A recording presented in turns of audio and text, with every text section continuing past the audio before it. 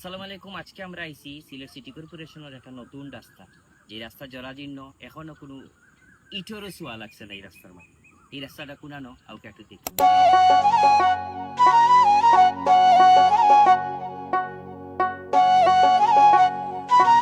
আজকে আপনারা যে রাস্তা দেখবা এটা হইল সিলেট সিটি কর্পোরেশনের 40 নম্বর ওয়ার্ডর সিটাগুটাটিকর এলাকার রাস্তা।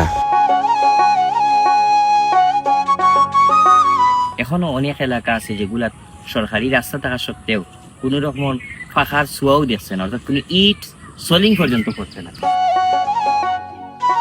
রাস্তা আইলানি রাস্তা আইলানি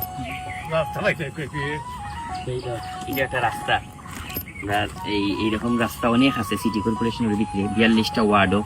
এখনো কোনো উন্নয়নের ছোঁয়া তো দূরের কথা, এখনো কোনো রাস্তাতে একটা ইটও পড়ছে না। এরকম অনেক রাস্তাঘাট আছে।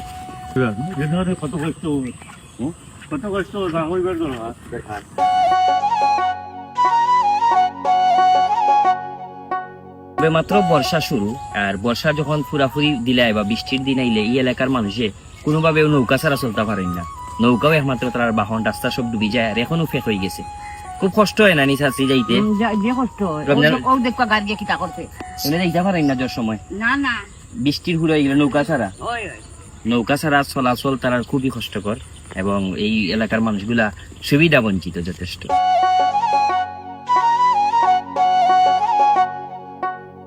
বাচ্চারা অনেক বাচ্চা এই এলাকার অনেক বাচ্চা স্কুলে যায়, কিন্তু ফেক থাকার কারণে তারা স্কুলে যাওয়া কষ্ট হয়।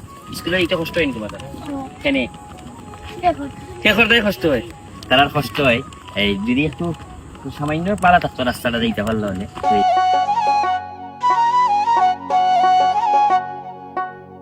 এইরকম রাস্তা দিয়ে হাজারো মানুষ প্রতিদিন যাতায়াত করেন 40 নম্বর ওয়ার্ডে। আমরা প্রত্যেকটা রাস্তার খোঁজখবর লওয়ার লাগি মানুষের দুয়ারে দুয়ারে যাইমু, রাস্তার খবরগুলো দেখমু এবং তারার কিতা অবস্থা এটা জানিয়ে এখান থেকে আমরা অনুধাবন করবো এবং এটা থেকে চিন্তা ভাবনা করবো আমরা। আল্লাহ হাফেজ। 40 নম্বর ওয়ার্ড থেকে।